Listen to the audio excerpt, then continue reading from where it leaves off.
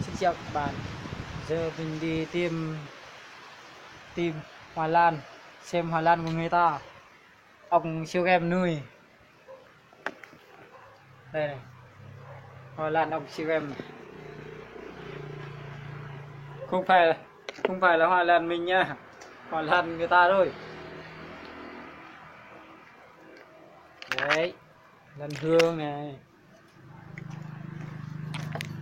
kiếm này, kiếm, lan hương này, bao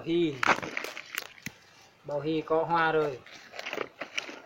Đấy, bao hy đấy. Hoa này mình không biết. Nhiều loại lan lắm.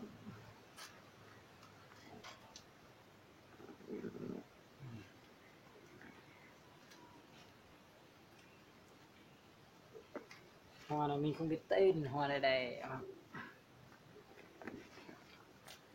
Hương đẹp lắm.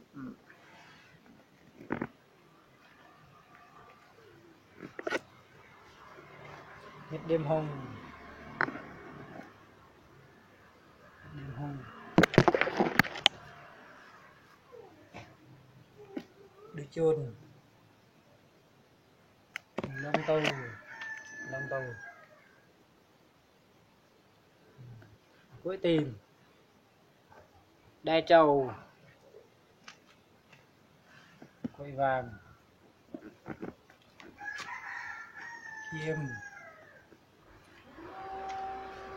Đuôi cáo.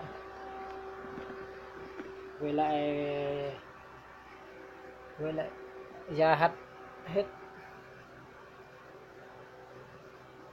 Ôi nhiều lắm. Hoa lan người ta nuôi nhiều lắm. Đấy toàn da hắt không. Da hắt. Da hắt. Mùa này không có lá, ít lá hết. Này da hắt. Cây đẹp lắm. Ai mua cứ bình luận ở trên giới YouTube. Đấy, da đấy. Đấy, da đấy. Chưa bao giờ có hoa luôn.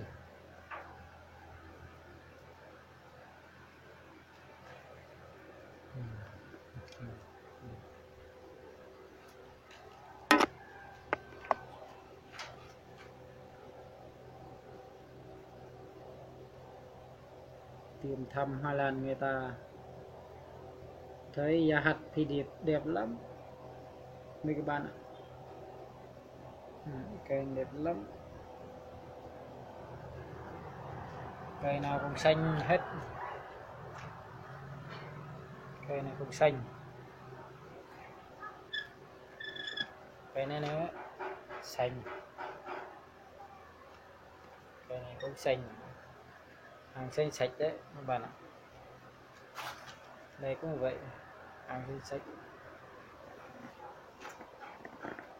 Còn cái này là kia của nó, người ta ươm vào á.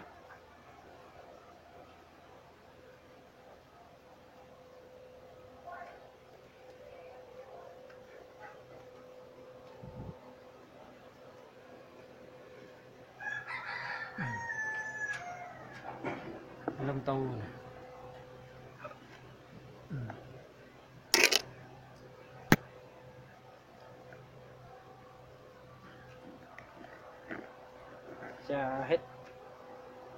Hết video của mình rồi.